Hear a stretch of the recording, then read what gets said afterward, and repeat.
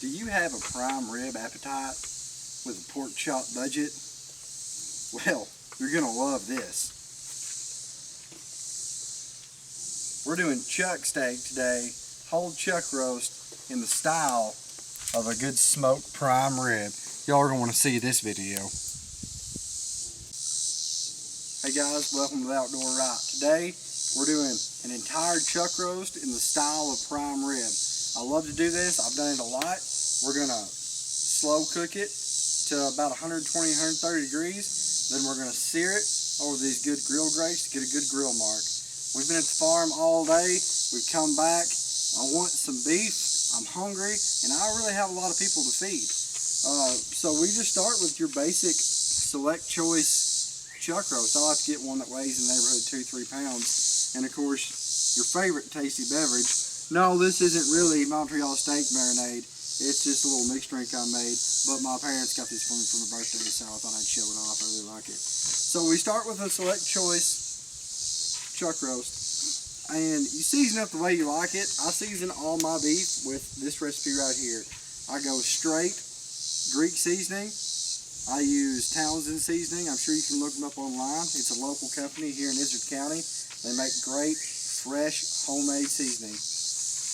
Turn the chimney this way. We've got our chimney going. I use Greek seasoning. I use Townsend steak seasoning, and I go over top of it with a Killer Hogs V barbecue rub.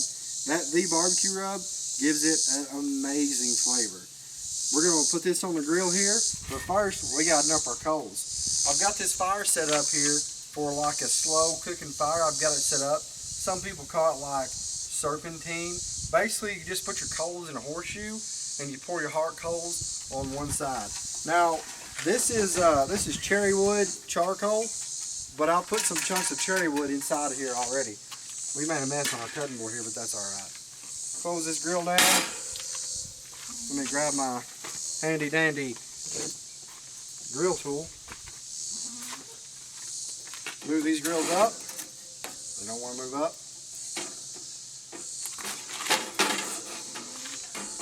Move these grills up.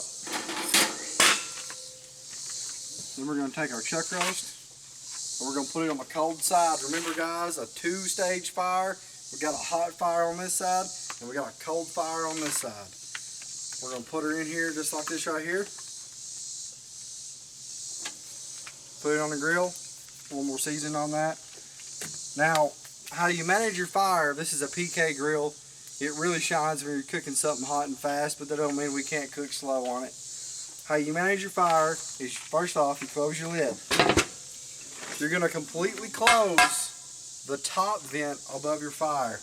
And then you're going to completely to halfway open the back vent directly over your meat. And then in the bottom, it's going to be directly reversed. You're going to close the vent underneath the meat, and then you're going to leave the vent wide open under your fire. And that just pulls the heat through here and gets you good smoke flavor. This is probably going to be a 2-hour cook. We're probably talking 4 or 5 beer cook. And so we're going to come back in probably 45 minutes to an hour, look at it, take a temp check, and leave it then. Remember, no peeking. We'll see y'all later.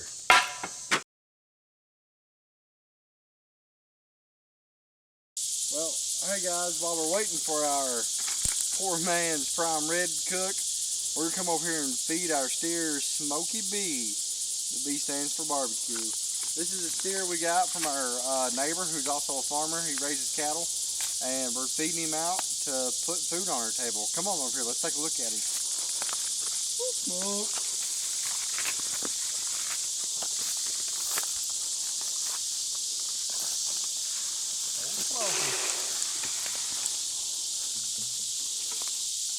He's a little skittish right now, as most cows are, but we feed him out.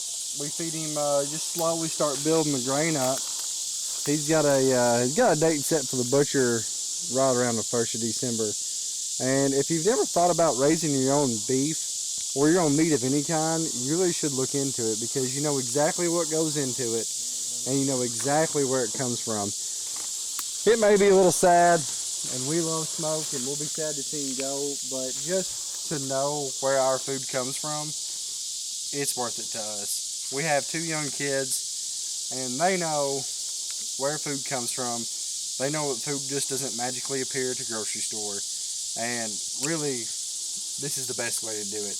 If you've got the land, it's cheaper, it's easier, and you get the satisfaction of knowing exactly what went into your meat. But speaking of meat, it's about time to go check on our chuck roast, or poor man's ribeye. Let's go check on it.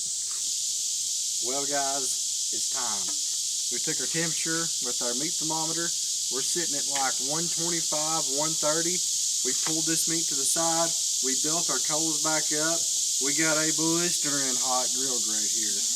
It's my favorite time. It's time to sear this bad boy. All you do, you just let it heat up. Put it right here on the grills. And you can hear those beautiful grill sounds as this thing sears up. Push each grate because people eat with their eyes. We're going to close it. We're going to let it sit for 1 minute and 45 seconds, no peeking. It's time to rotate this to get our good, beautiful hash marks from the grill grates. Lift it up. We're smoking good. This barbecue rub from Killer Hogs leaves just a wonderful color. Take our grill tool. Let's clean these grates off real quick.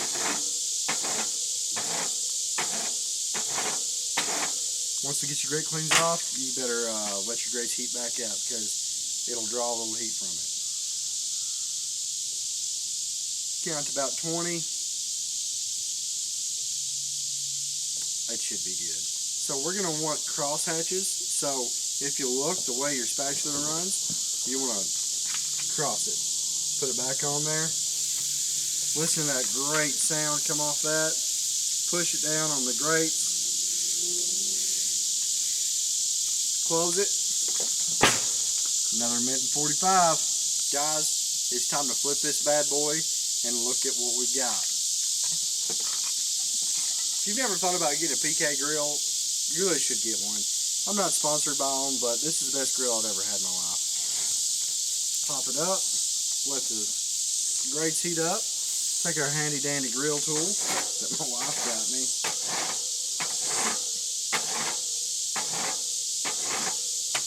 Take it, flip it over. Oh, yeah. I don't know if y'all can see these char marks from where y'all are, but they are some beautiful looking char marks. And people eat with their eyes, and when you look at this, you just think that this is going to be some spectacular eating. And I promise you it will. But let's get this lid closed, and let's get to timing. Guys, let's rotate this bad boy again.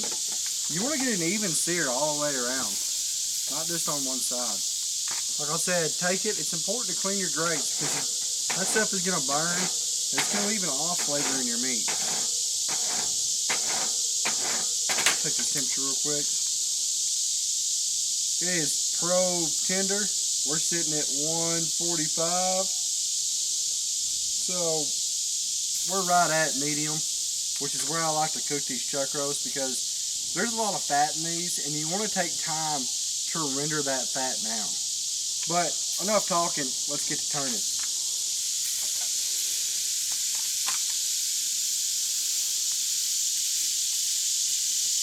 This has got a beautiful crust on it.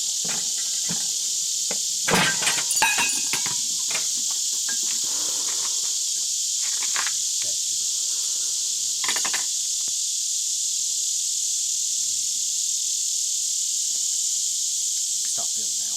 Guys, this thing is done. It's been about 2-3 hours total cook time. We smoked it on this cold side, and then we brought it up to about 119, 120. Then we seared it hard on a hot grill grate. And I'm telling you what, if you've never cooked a chuck roast like this, do it, and you'll never bake a pot roast again. Pot roast, that's so 1990, man. We don't do that no more. Get you a grill, put some smoke on that bad boy, put some grill marks on that bad boy, and you're going to have an amazing supper. It's easy. It's going to impress all your friends, but I'm going to tell you right now, we ain't done yet because I got a few tricks up my sleeve. First things first, take this bad boy off his heat. I don't want to get it too done. I just want it good and medium. Put it on a good plate. But what's the next step? Well, this is going to be fantastic the way it is. But me, when it comes to cooking, I like to be the guy that everyone talks about. And I'm telling you right now, take a little soy sauce, and you don't go for the low sodium stuff. I'm telling you right now, salt is one of the most craved things that human taste. A lot of times people think that it tastes bad. All it needs is a little salt. Full salt, soy sauce, just a little garnish here. Oh man, that's just gonna be so good. Put it there, and then listen, guys, we're all about layering flavor. You want this thing to just explode with flavor. We have a base of Greek seasoning, another layer of good Townsend steak seasoning, and then the top layer for the color and just a little bit of sweetness is the Killer Hogs, the barbecue rub. But if you have a little bit of sweet, you gotta have a little bit of spice. This right here is just Raging Cajun seasoning. I'm not loyal to this brand. I just like Cajun seasoning. It's hard to find a bad one. I take it. You don't want to overdo it. You just want to put just a little extra pop in the mouth, and it's going to take this and just bring it straight over the edge. Little dusting of this. And this is a thick cut of meat. It can take a lot. A lot of y'all guys y'all might be scared that you're going to put too much seasoning, but a thick cut of hearty beef, it's hard to over-season it. Don't under-season your beef. No one likes that. So we've got our soy sauce on there. We have our Cajun seasoning on there. Now the secret is a little bit of foil. Take this foil and we just want to tint it lightly. We don't want to wrap it because we don't want this bad boy to cook any more than it already has. But I promise you guys, if you start asking all the top barbecue chefs out there, everyone cooks over a fire, everyone cooks over a grill or a smoker, but what people really want to talk about and what their real secret is rest time. This meat is a muscle. When it gets hot, it tenses up. But if you tint it loosely in tinfoil, put that soy sauce on it, it'll loosen up. As it loosens up, it pulls that juice evenly throughout the meat. You ever cut into a piece of meat or had someone cut you up off a piece of meat and it was nothing but just dry and leathery? That's probably because it didn't rest it long enough. We're going to let this sit right here. Actually, we're going to bring it inside. Loosely tinted in tinfoil. It's probably going to sit here and rest for an hour, guys. I know you're hungry. I'm hungry. But resting is the secret to a great piece of meat. We're going to get this thing inside, let it rest, and we're going to eat. Until the next time, if you like our videos, we do hunting, fishing, anything you can imagine, outdoor cooking, hit the like button, helps us out, subscribe, and tune in next time. We'll see you later.